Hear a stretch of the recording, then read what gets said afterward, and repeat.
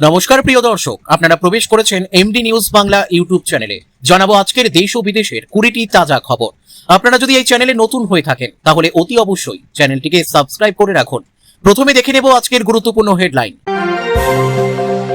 ঘটনাস্থল থেকে শ্মশান ঘাট, কি হয়েছিল নতুন করে খতিয়ে দেখুন। আরজিকর কাণ্ডে বিরক্ত হাইকোর্ট, সময় চাইল সিবিআই। পিএম কিষাণ নাকি কৃষক বন্ধু, কোন প্রকল্পে টাকা বেশি, কোনটাই বেশি সুবিধা জানুন। বাংলাদেশে জুলাই গণ অভ্যুত্থান, জাদুঘর থেকে সরল মোদী বিরোধী আন্দোলনের ছবি। সতর্ক করছি, শুধরে যান, রাস্তায় বালি পাথর ফেলা নিয়ে হুঁশিয়ারি অগ্নিমিত্রার, হবে জরিমানাও। ব্লাড ব্যাংকে অনিয়ম অভিযোগে কেন্দ্র করে রিপোর্ট পাঠাবে রাজ্য, মুখ্যমন্ত্রীর বার্তা, সরকারি স্তরে যেন কোনো গাফিলতি না থাকে। স্কুলে যাওয়ার পথে মোটর বাইক আটকে ইসলামপুরের শিক্ষককে গুলি, স্ত্রীকে ফোনে খবর দেন নিজেই, হাসপাতালের পথে মৃত্যু।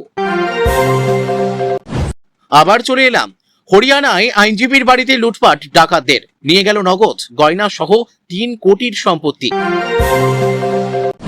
100 ফুট গভীর খাদে পড়ে গেল যাত্রী বোঝাই বাস, হিমাচলের চম্বাই মৃত 7, আহত 11 জন। কাবেরী জলবন্টন থেকে নজর ঘোরাতে প্রহসন, আসন পুনর্বিন্যাস নিয়ে ডাকা বিজয়ের সর্বদল বৈঠকে না ডিএমকে। কলকাতা হাইকোর্টে শীঘ্রই যোগ দেবেন 8 জন বিচারপতি, সুপ্রিম কোর্টের কলেজিয়াম সুপারিশ করলে হবেন স্থায়ী। সপ্তম পে কমিশনের নিয়ম শর্ত ঘোষণা নবান্নের, 5% বার্ষিক বেতন বৃদ্ধির প্রস্তাবও জানালো সরকার। পাঁচিল টপকে বাড়িতে ঢুকে মহিলাকে গণধর্ষণের অভিযোগ বীরভূমে, বিষ পান করে আত্মহত্যার চেষ্টা নির্যাতিতার, ধৃত 1। আরজিকর থেকে পরপর উধাও রোগী, হাসপাতাল চত্বরে ব্যাপক চাঞ্চল্য। বিজেপির কারা তোলাবাজ, বিধানসভা ধরে তালিকা বানাতে বলেছেন মুখ্যমন্ত্রী, দাবি ঋতব্রত। তোলাবাজি ও ভোট পরবর্তী হিংসায় নাম, গ্রেপ্তার নৈহাটির প্রাক্তন তৃণমূল বিধায়ক। রাতে গ্রেপ্তার, সকালে গারদ থেকে উদ্ধার কাঁচরাপাড়ার যুবকের দেহ, পরিবারের দাবি পিটিয়ে খুন। অনাস্থা আনতেই কৌশলী ধুলিয়ান পৌরসভার চেয়ারম্যান, ফেসবুকে রাহুলের বড়াই, কংগ্রেসের পথে তৃণমূল নেতা। ডিলিমিটেশন বিলে সমর্থন ঘোষণা আরও এক দলের, ক্রমে জাদু সংখ্যার দিকে এগোচ্ছেন মোদী শাহ। 5 লক্ষ পর্যন্ত ফ্রি চিকিৎসা, রাজ্যে কবে চালু হচ্ছে আয়ুষ্মান ভারতের পরিষেবা, জানালেন স্বাস্থ্যমন্ত্রী।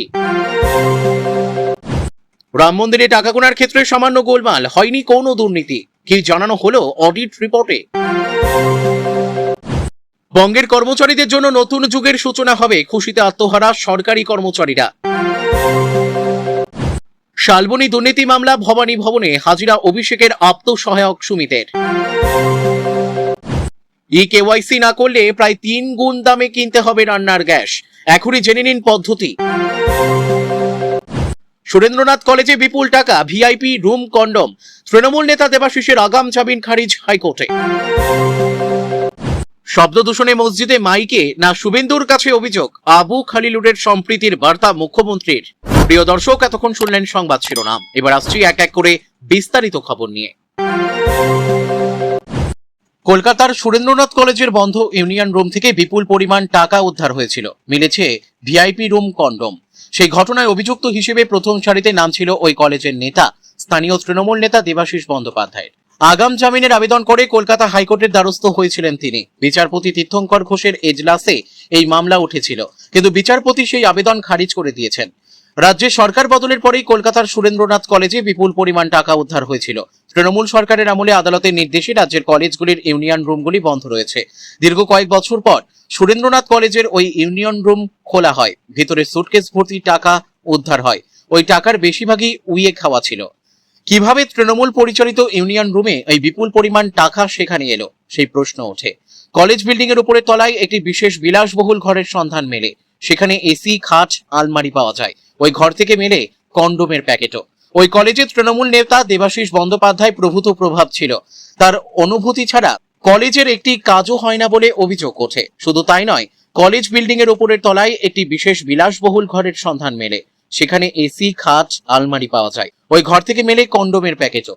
ওই কলেজের তৃণমূল নেতা দেবাশিস বন্দ্যোপাধ্যায়ের প্রভূত প্রভাব ছিল। তার অনুভূতি ছাড়া কলেজের একটি কাজও হয় না বলে অভিযোগ। পুলিশ ঘটনার তদন্ত শুরু করেছে। তল্লাশি অভিযানে কলেজের একটি ঘর থেকে উদ্ধার হয়েছিল অস্ত্রশস্ত্র। একাধিক সূত্র থেকে তথ্য পেতে থাকেন তদন্তকারীরা। তৃণমূল নেতা দেবাশিসের বিরুদ্ধে একাধিক অভিযোগ সামনে আসে। গ্রেপ্তারির আশঙ্কাও দেখা দিয়েছে। সেই প্রেক্ষিতে কলকাতা হাইকোর্টে দেবাশিস আগাম জামিনের আবেদন করেছিলেন। বিচারপতি তীর্থঙ্কর ঘোষের এজলাসে এই মামলা ওঠে, কিন্তু ওই আবেদনে খারিজ করে দেওয়া হয়েছে। আদালত সূত্রে জানা গিয়েছে, সরকারি আইনজীবীদের পক্ষ থেকে এই আগাম জামিনের আবেদনের তীব্র বিরোধিতা করেছিলেন। আইনজীবীদের দাবি ছিল, এই আবেদন মঞ্জুর হলে তদন্তে প্রভাব পড়তে পারে, তথ্য প্রমাণ নষ্টের আশঙ্কাও থাকছে, সাক্ষীদের ভয় দেখানো, প্রভাবিত করার ঘটনাও ঘটতে পারে। সেই হিসেবেই মামলার গুরুত্ব ও অভিযোগ খতিয়ে দেখে আগাম জামিনের আবেদন খারিজ করে দেন বিচারপতি। আগামী 15ই আগস্টের মধ্যে এলপিজি গ্রাহকদের কেওয়াইসি করাতে হবে। না করলে আর স্বাভাবিক নিয়মে গ্যাস বুক করে সিলিন্ডার পাওয়া যাবে না। অর্থাৎ হাতে আর দিন 10 রয়েছে। তাই ঝটফট কেওয়াইসি সেরে ফেলুন। কিভাবে করবেন জেনে নিন পদ্ধতি। গ্রাহকদের নিজের সুবিধা মতো ইন্ডিয়ান অয়েলের Indian oil 1, Bharat petroleum, hello BPCL কিংবা এইচপির এইচপে অ্যাপ ডাউনলোড করতে হবে। তাতে কেওয়াইসি অপশনে যেতে হবে। ফেস রেকগনিশনের মাধ্যমে কেওয়াইসি করা যাবে। অনলাইনে করাতে না পারলে অফলাইনেও রয়েছে কেওয়াইসি করাতে পারবেন। সেক্ষেত্রে ডিস্ট্রিবিউটরের অফিসে যেতে হবে। ফেস রেকগনিশন কিংবা রেটিনা স্ক্যানের মাধ্যমে কেওয়াইসি করা যাবে। প্রবীণ কিংবা হাঁটা চলায় সমস্যা হয় এমন উপভোক্তাদের ক্ষেত্রে এলপিজি ডিস্ট্রিবিউটরের তরফে বাড়িতে কর্মী পাঠিয়ে বায়োমেট্রিক যাচাই প্রক্রিয়ার ব্যবস্থা করা হতে পারে। সন্তান উত্তরাধিকারী হন, সেক্ষেত্রে গ্যাস ডিস্ট্রিবিউটরের অফিসে নথি নিয়ে যেতে হবে। আবেদন করলেই নাম পরিবর্তন হবে। আবার কোনো আত্মীয় আবেদন করলে শুধু নথিতে হবে না, গ্রাহকের সম্মতিপত্র লাগবে। আবার ঠিকানা বদলের ক্ষেত্রে ডিস্ট্রিবিউটরের কাছ থেকে টার্মিনেশন অ্যান্ড ট্রান্সফার ভাউচার সংগ্রহ করতে হবে। তা আবার নতুন ডিস্ট্রিবিউটরের কাছে জমা দিতে হবে। তাহলেই নতুন ঠিকানায় পৌঁছবে রান্নার গ্যাস। নাম এবং ঠিকানা বদলের পরই কেওয়াইসি করাতে হবে। কেওয়াইসি করা না থাকলে খোলা বাজার থেকে সিলিন্ডার কিনতে হবে, যার দাম প্রায় 3 গুণ। এই মুহূর্তে কলকাতায় 14 কেজি সিলিন্ডারের দাম 968 টাকা। উজ্জ্বলা যোজনার গ্যাসে আরো 300 টাকা ভর্তুকি পান গ্রাহকরা। কেওয়াইসি না করানো হলে উজ্জ্বলা যোজনার গ্যাসও মিলবে না। সেক্ষেত্রে খোলা বাজার থেকে বাণিজ্যিক গ্যাস কেনা ছাড়া উপায় থাকবে না, যার দাম এই মুহূর্তে 1873 টাকা। জানা গেছে, তেল সংস্থাগুলি গ্রাহকদের কেওয়াইসি করানোর জন্য চাপ দিচ্ছে গ্যাস ডিলারদের। তবে সিংহভাগ গ্রাহকের এই প্রক্রিয়া ইতিমধ্যেই সম্পূর্ণ হয়ে রয়েছে। যা খবর, তাতে কেওয়াইসি প্রক্রিয়া সম্পূর্ণ হয়েছে 93 থেকে 95% গ্রাহকের। কেন করানো হচ্ছে কেওয়াইসি? পেট্রোলিয়াম ও প্রাকৃতিক গ্যাস মন্ত্রক সূত্রে খবর, সারা দেশে রান্নার গ্যাসের ব্যাপক চাহিদা থাকলেও একটি বড় অংশ অসাধু উপায়ে গৃহস্থের গ্যাসকেই বাণিজ্যিক ক্ষেত্রে ব্যবহার করছে। এমনকি গৃহস্থালির জন্য বরাদ্দ ভর্তুকিযুক্ত সিলিন্ডার অনেক সময় হোটেল, রেস্তোরাঁ বা কলকারখানায় পাচার হয়ে যাচ্ছে। এর ফলে সাধারণ গ্রাহকরা সময় মতো সিলিন্ডার পাচ্ছেন না এবং কৃত্রিম সরবরাহ সংকট তৈরি হচ্ছে। এই কালোবাজারি আটকাতেই নয়া নিয়ম আনা হয়েছে। বৃহস্পতিবার দিল্লিতে শাহী দরবার। দুদিন যেতে না যেতে এবার শুভেন্দুর সাক্ষাতেও মসজিদ থেকে মাইক খুলে দেওয়ার অভিযোগ এনসিপিআই এর সংখ্যালঘু সাংসদের। শনিবার নবান্নে মুখ্যমন্ত্রীর সঙ্গে বৈঠকের পর সাংবাদিকদের মুখোমুখি হয়ে আবু তাহের খান জানান, মসজিদ থেকে মাইক কেন খোলা হচ্ছে সে বিষয়টা মুখ্যমন্ত্রীকে জানিয়েছে। একথা শুনে মুখ্যমন্ত্রী তাদের সম্প্রীতির আশ্বাসও দিয়েছেন বলে জানান আবু তাহের। তার কথায় মুখ্যমন্ত্রী বলেছেন, আমরা চাই সর্বধর্ম সমন্বয় হোক, সম্প্রীতি বজায় থাক। এদিন সাংবাদিক বৈঠকে আবু তাহের খানের বক্তব্য, এ রাজ্যে প্রায় 3,500 মাইক খোলা হয়েছে। 1200 মন্দির থেকেও মাইক নামানো হয়েছে। সরকারের কাছে আবেদন করেছি এমন ঘটনা যেন আর না ঘটে। ধর্মীয় স্থানে মাইক বা লাউডস্পিকার বাজানো নিয়ে সুপ্রিম কোর্ট এবং হাইকোর্টের যে গাইডলাইন আছে তা মেনেই চলবো, যেন মানুষের কোনো অসুবিধে না হয়। এনসিপিআই সাংসদ আরো বলেন, আমরা জানিয়েছি শুধুমাত্র মুসলিমদের যেন টার্গেট না করা হয়, সব ধর্মের জন্য এক আইন হোক। আমরা চাই সর্বধর্ম সমন্বয় হোক, সম্প্রীতি বজায় থাক। মুখ্যমন্ত্রীও আমাদের আবেদনে সাড়া দিয়েছেন, যাকে মসজিদ থেকে আর মাইক খোলা না হয় সেই বিষয়টিও দেখবেন বলে জানিয়েছেন। পাশাপাশি পুলিশের বিরুদ্ধে ক্ষোভ উগরে আবু তাহের জানান, কোন সরকারি নির্দেশিকা ছাড়া পুলিশ ইচ্ছাকৃতভাবে মসজিদ থেকে মাইক খুলে নিতে বাধ্য করেছে। যদি মাইক খুলে নিতেই হয় তাহলে সময় দেওয়া উচিত ছিল, পুলিশ তা করেনি, বরং অতিরঞ্জিত আচরণ করেছে। পুলিশের আচরণ বেদনাদায়ক। শব্দ দূষণ নিয়ন্ত্রণ পর্ষদের পুরনো নির্দেশিকা মেনেই রাজ্যে একের পর এক মসজিদ থেকে খোলার বিষয় উল্লেখ করে বৃহস্পতিবার স্বরাষ্ট্রমন্ত্রীর কাছে দরবার করেন বাংলার 3 এনসিপিআই সাংসদ আবু তাহের, খলিলুর রহমান, ইউসুফ পাঠানরা। দুদিন পর শুভেন্দুর সঙ্গে অভিযোগ করেও একই অভিযোগ জানান 2 সাংসদ। অন্যদিকে গতকালই মসজিদের মাইক খোলার প্রসঙ্গে হাইকোর্টে যাওয়ার হুঁশিয়ারি দিয়েছে ঋত শিবির। এখন দেখার হাইকোর্টের দরজায় বিতর্কের জল গড়ালে কোন দিকে মন নেয় এই প্রসঙ্গ। বৃহস্পতিবার দিল্লিতে শাহী দরবার, দুদিন যেতে না যেতে এবার শুভেন্দুর সাক্ষাতেও মসজিদ থেকে মাইক খুলে দেওয়ার অভিযোগ এনসিপিআই এর সংখ্যালঘু সাংসদদের। শনিবার নবান্নে মুখ্যমন্ত্রীর সঙ্গে বৈঠকের পর সাংবাদিকদের মুখোমুখি হয়ে আবু তাহের খান জানান, মসজিদ থেকে মাইক কেন খোলা হচ্ছে সেই বিষয়টা মুখ্যমন্ত্রীকে জানিয়েছে। একথা শুনে মুখ্যমন্ত্রী তাদের সম্প্রীতির আশ্বাসও দিয়েছেন বলে জানান আবু তাহের। তার কথায় মুখ্যমন্ত্রী বলেছেন, আমরা চাই সর্বধর্ম সমন্বয় হোক, সম্প্রীতি বজায় থাক। এদিন সাংবাদিক বৈঠকে আবু তাহের খানের বক্তব্য, এ রাজ্যে প্রায় 3,500 মাইক খোলা হয়েছে, 1200 মন্দির থেকেও মাইক নামানো হয়েছে। সরকারের কাছে আবেদন করেছি এমন ঘটনা যেন আর না ঘটে। ধর্মীয় স্থানে মাইক বা লাউডস্পিকার বাজানো নিয়ে সুপ্রিম কোর্ট এবং হাইকোর্টের যে গাইডলাইন আছে তা মেনেই চলবো, যেন মানুষের কোনো অসুবিধে না হয়। এনসিপিআই সাংসদ আরো বলেন, আমরা জানিয়েছি শুধুমাত্র মুসলিমদের যেন টার্গেট না করা হয়, সব ধর্মের জন্য এক আইন হোক। আমরা চাই সর্বধর্ম সমন্বয় হোক, সম্প্রীতি বজায় থাক। মুখ্যমন্ত্রীও আমাদের আবেদনে সাড়া দিয়েছেন, যাকে মসজিদ থেকে আর মাইক খোলা না হয় সেই বিষয়টিও দেখবেন বলে জানিয়েছেন। পাশাপাশি পুলিশের বিরুদ্ধে ক্ষোভ উগরে আবু তাহের জানান, কোন সরকারি নির্দেশিকা ছাড়া পুলিশ ইচ্ছাকৃতভাবে মসজিদ থেকে মাইক খুলে নিতে বাধ্য করেছে। যদি মাইক খুলে নিতেই হয় তাহলে সময় দেওয়া উচিত ছিল, পুলিশ তা করেনি, বরং অতিরঞ্জিত আচরণ করেছে। পুলিশের আচরণ বেদনাদায়ক। শব্দ দূষণ নিয়ন্ত্রণ পর্ষদের পুরনো নির্দেশিকা মেনেই রাজ্যে একের পর এক মসজিদ থেকে খোলার বিষয় উল্লেখ করে বৃহস্পতিবার স্বরাষ্ট্রমন্ত্রীর কাছে দরবার করেন বাংলার 3 এনসিপিআই সাংসদ আবু তাহের, খলিলুর রহমান, ইউসুফ পাঠানরা। দুদিন পর শুভেন্দুর সঙ্গে অভিযোগ করেও একই অভিযোগ জানান দুই সাংসদ। অন্যদিকে গতকালই মসজিদের মাইক খোলার প্রসঙ্গে হাইকোর্টে যাওয়ার হুঁশিয়ারি দিয়েছে ঋত শিবির। এখন দেখার হাইকোর্টের দরজায় বিতর্কের জল গড়ালে কোন দিকে মন নেয় এই প্রসঙ্গ। শালবনীতে জমি কেনাবেচা সংক্রান্ত দুর্নীতি মামলায় জিজ্ঞাসাবাদের জন্য আগেই নোটিশ পাঠানো হয়েছিল। সেই তলবে সাড়া দিয়েই শনিবার সকালে রাজ্য পুলিশের সদর দপ্তর ভবানী ভবনে হাজিরা দিলেন তৃণমূলের সর্বভারতীয় সাধারণ সম্পাদক অভিষেক বন্দ্যোপাধ্যায়ের আপ্ত সহায়ক অর্থাৎ পিএ সুমিত রায়। পুলিশ সূত্রে জানা গিয়েছে, এদিন সকাল 9:54 নাগাদ তিনি ভবানী ভবনে পৌঁছন। তার পৌঁছানোর পর থেকেই তদন্তকারী আধিকারিকরা তাকে জিজ্ঞাসাবাদ শুরু করেছেন। রাজ্য পুলিশের একটি বিশেষ তদন্তকারী দল শালবনীর এই জমি দুর্নীতি মামলার তদন্ত করছে। সেই তদন্তের সূত্র ধরেই সম্প্রতি সুমিত রায়কে হাজিরার জন্য নোটিশ পাঠানো হয়েছিল। সূত্রের খবর, শালবনী এলাকায় জমি কেনা বেচায় বিপুল আর্থিক বেনিয়ম ও দুর্নীতির যে অভিযোগ উঠেছে সেই বিষয়ে তথ্য সংগ্রহ করতেই এই জিজ্ঞাসাবাদ। ওই জমি কেনাবেচার ক্ষেত্রে আর্থিক লেনদেন কিভাবে হয়েছিল এবং তার সঙ্গে প্রভাবশালীদের কোনো যোগ রয়েছে কিনা, মূলত সেই দিকগুলোই খতিয়ে দেখছেন তদন্তকারীরা। তদন্তকারী আধিকারিকদের সূত্রে জানা গিয়েছে, সুমিতকে জিজ্ঞাসাবাদ করার জন্য আগে থেকেই একগুচ্ছ প্রশ্নের তালিকা প্রস্তুত রাখা হয়েছিল। ওই জমি সংক্রান্ত বেশ কিছু নথি এবং তথ্য তার সামনে রেখে বয়ান রেকর্ড করা হতে পারে।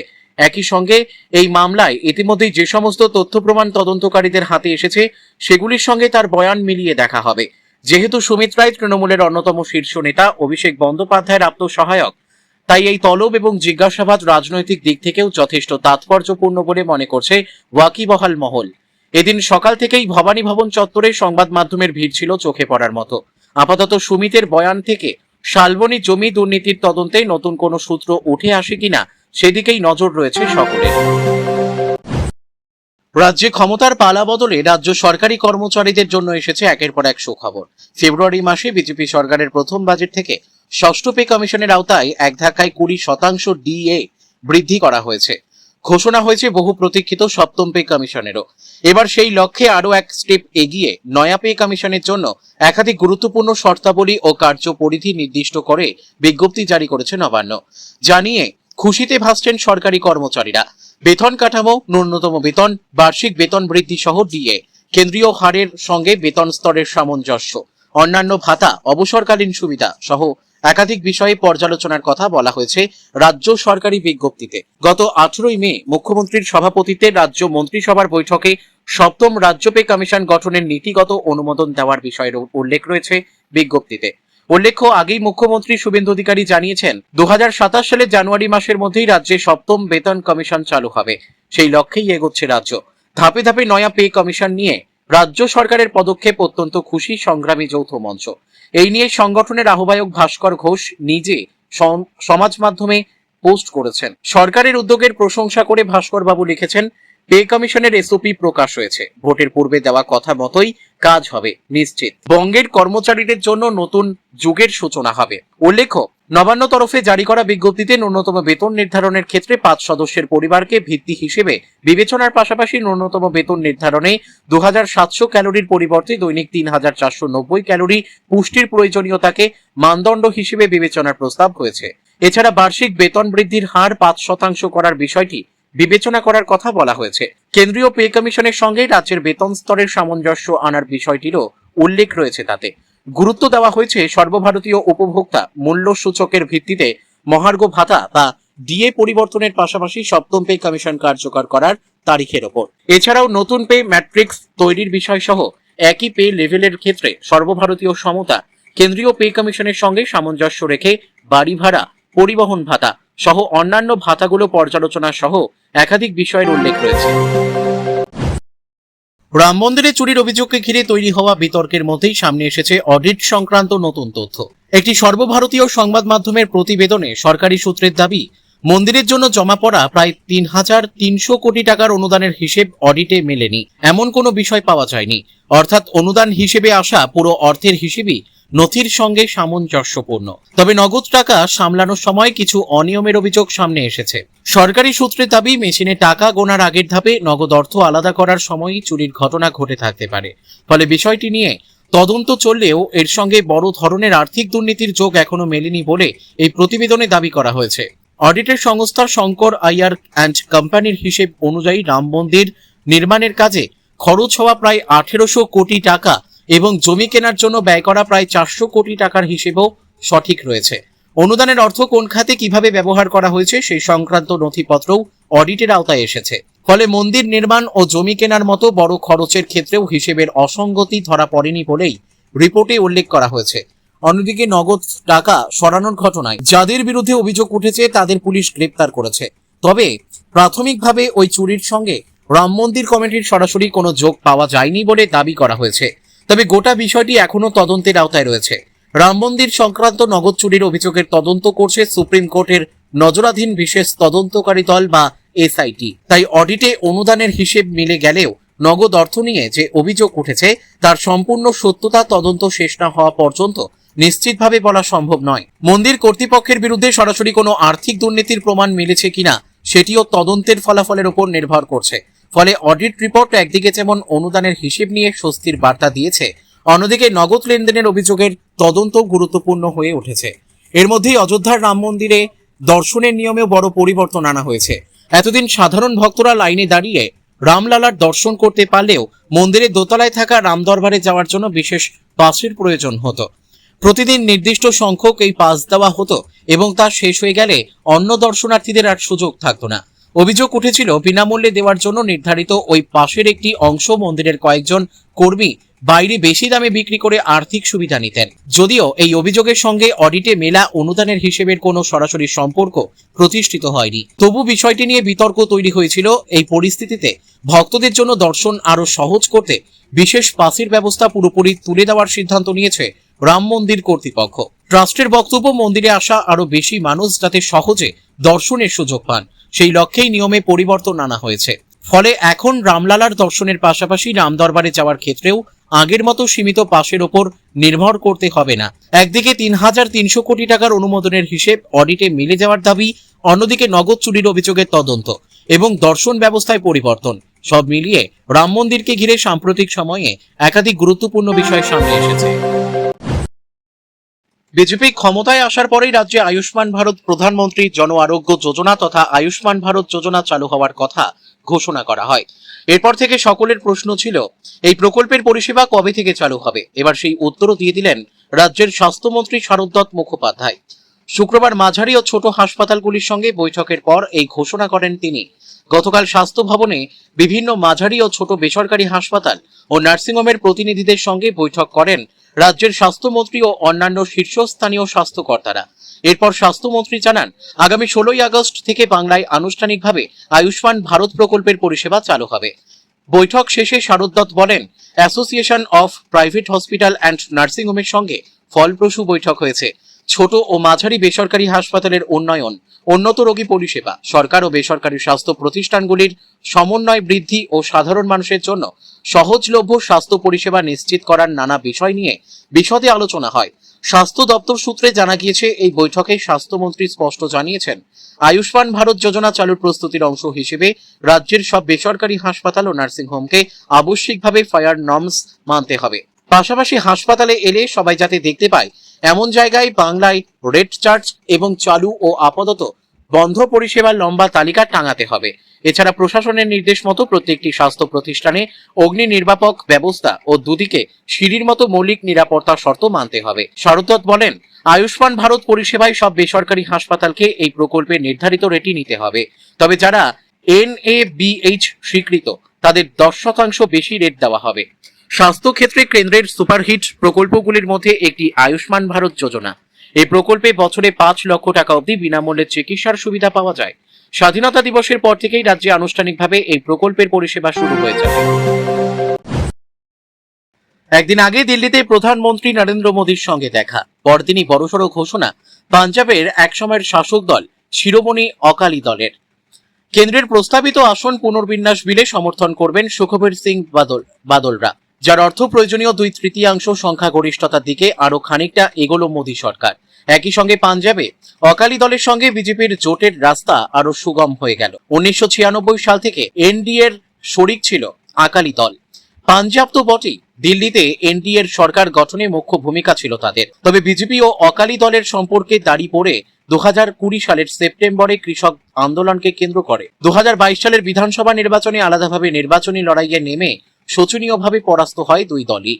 পাঞ্জাবের নেতৃত্বে আসে আম আদমি পার্টি। সম্পর্কের সেই টানাপোড়েনের পর শুক্রবার প্রধানমন্ত্রী নরেন্দ্র মোদীর সঙ্গে সুখবীর সিং বাদলের সাক্ষাৎ, যার পরই গুঞ্জন শুরু হয়েছে আসন্ন বিধানসভা নির্বাচনে তাহলে কি পাঞ্জাবে জোট বাঁধতে পারে বিজেপি ও অকালি। এরই মধ্যে শনিবার সুখবীর সিং বাদল ঘোষণা করেন, শিরোমণি অকালি দল দ্রুত মহিলা সংরক্ষণ বিল কার্যকর করার দাবি জানাচ্ছে।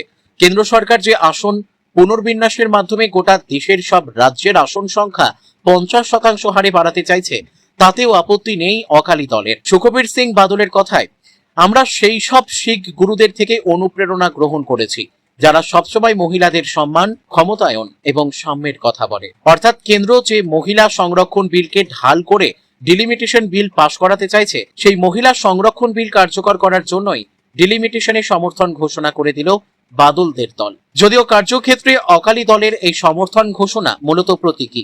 সংখ্যাতত্ত্বের দিক থেকে অকালিদের সমর্থন বিরাট কিছু সুবিধা দেবে না বিজেপিকে। অকালিদের লোকসভায় মোটে একজন সাংসদ রয়েছেন, তবে বিজেপি মনে করছে বিন্দু বিন্দুতেই সিন্ধুর জন্ম হয়। অকালিদের সমর্থন এনডিএর প্রাক্তন বন্ধুদের বার্তা দেবে। এই মুহূর্তে বিজেপির একার হাতে রয়েছে 240 আসন। এনডিএর সার্বিক আসন সংখ্যা 293। 2/3 সংখ্যাগরিষ্ঠতার জন্য প্রয়োজন 360 জন সাংসদের সমর্থন। এর বাইরে এনসিপিআই শিবসেনার বিদ্রোহীরা এনডিকে সমর্থন করবে বলে এক প্রকার নিশ্চিত করে দিয়েছে। ইতিমধ্যেই অন্ধ্রের ওয়াইএসআর, কংগ্রেস এবং ওড়িশার বিজেডির সঙ্গে কথা শুরু করেছে বিজেপি নেতৃত্ব। এছাড়া ডিএমকে সমর্থন করবে না বলে জানালেও তাদের আশা ছাড়ছে না গেরুয়া শিবির। এখনো কথা চলছে স্ট্যালিনদের সঙ্গে। গত কয়েকদিন আগে তৃণমূল পরিচালিত ধুলিয়ান পুরসভার চেয়ারম্যান ইনজামুল ইসলাম রাজার বিরুদ্ধে অনাস্থা প্রস্তাব জমা পড়ে, জানিয়ে পুরসভায় শুরু হয়েছে অচল অবস্থা। এর মধ্যেই ইনজামুল ইসলাম রাজার সমাজ মাধ্যমে একটি পোস্ট ঘিরে রাজনৈতিক মহলে জোর জল্পনা শুরু হয়েছে, যেখানে দেখা যাচ্ছে তৃণমূল নেতা তার সমাজ মাধ্যমে রাহুল গান্ধীর একাধিক ছবি পোস্ট করেছেন। এরপরই শুরু হয়েছে জোর চর্চা, তাহলে কি চেয়ারম্যান তৃণমূল ছেড়ে কংগ্রেসে যোগ দিচ্ছেন? এই প্রশ্নই এখন ঘুরছে মুর্শিদাবাদের রাজনৈতিক অলিন্দে। শামশেরগঞ্জ ব্লক কংগ্রেস সভাপতি তাসির উদ্দিন আহমেদের কটাক্ষ, তৃণমূলের ঘরে ভাঙন ধরেছে, মানুষ বিকল্প খুঁজছে, সময় কথা বলবে। পুরসভা সূত্রের খবর, 21 জন কাউন্সিলরের মধ্যে 13 জন সদস্য সম্প্রতি চেয়ারম্যানের বিরুদ্ধে অনাস্থা প্রস্তাব জমা করেছেন শামশেরগঞ্জ ব্লক প্রশাসনের কাছে।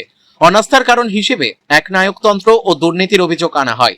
ঠিক এরপরেই চেয়ারম্যানের official Facebook page Mohammad Injamul Islam Raja থেকে কংগ্রেসের প্রাক্তন সভাপতি রাহুল গান্ধীর কয়েকটি ভিডিও এবং ছবি পোস্ট করা হয়। ক্যাপশনে লেখা রয়েছে রাহুল গান্ধী। এই পোস্টের পরই জল্পনা আরো জোরালো হয়েছে।